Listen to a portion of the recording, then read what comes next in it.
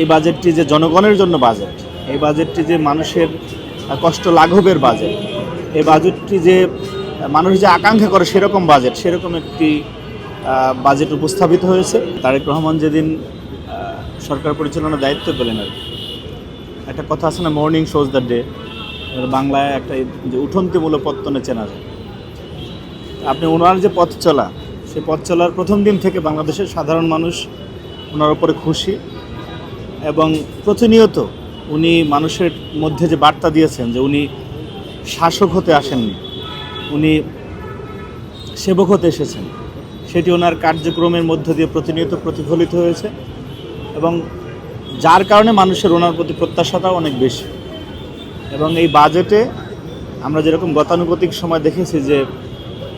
বিগত দিনে যে সরকারগুলো ছিল, বিশেষ করে ফ্যাসিস্ট শাসন আমলে, যে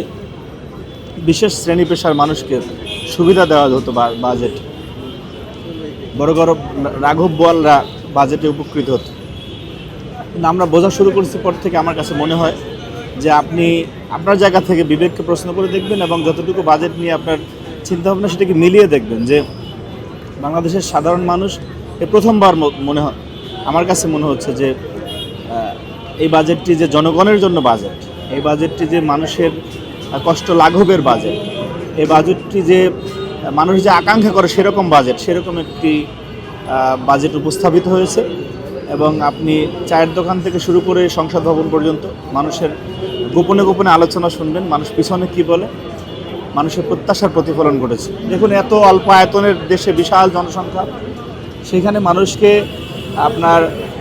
এগিয়ে নিয়ে যাওয়া এটা খুব কষ্টসাধ্য বিষয়। কিন্তু যেই মানুষটির প্রতি সাধারণ মানুষের অগাধ বিশ্বাস এবং আস্থা রয়েছে তারেক রহমানের প্রতি, সেই কারণে উনি একেবারে প্রত্যেকটা সেক্টরে, আমরা দেখেছি যে অনেক বাজেট হলে মানুষ বলে গরিব মারার বাজেট হয়েছে, কিন্তু গরিবদের যাতে সুযোগ সুবিধা পর্যাপ্ত থাকে, কৃষক, শ্রমিক এবং আপনার এই যে তাদের চিকিৎসার বিষয়ে, শিক্ষার্থীদের বিষয়ে, শিক্ষা খাতে আমরা দেখেছি, স্বাস্থ্য খাতে দেখেছি যে এই যে মনে করেন হার্টের রিংয়ের যে অবস্থা ছিল, যে 1.5 লাখ 2 লাখ টাকা পড়তো, সেখান থেকে এখন প্রায় আপনি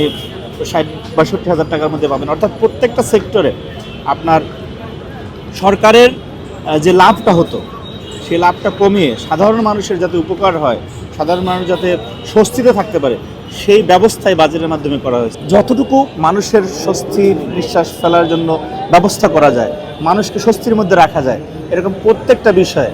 আমার কাছে মনে হচ্ছে যে উনি প্রত্যেকটি বিষয় নিয়ে স্পেসিফিকভাবে নিজে চিন্তা ভাবনা করেছেন, না হলে এইটা হওয়ার কথা না। অর্থমন্ত্রী সহ অন্যান্যদের সাথে তো উনি মতামত বিনিময় করেছেন, কিন্তু ওনার নিজস্ব চিন্তাভাবনা যে একজন কৃষক বা একজন পান দোকানদার বা একজন চা বিক্রেতা, তার এই বিষয়ে কতটুকু স্বার্থ রয়েছে।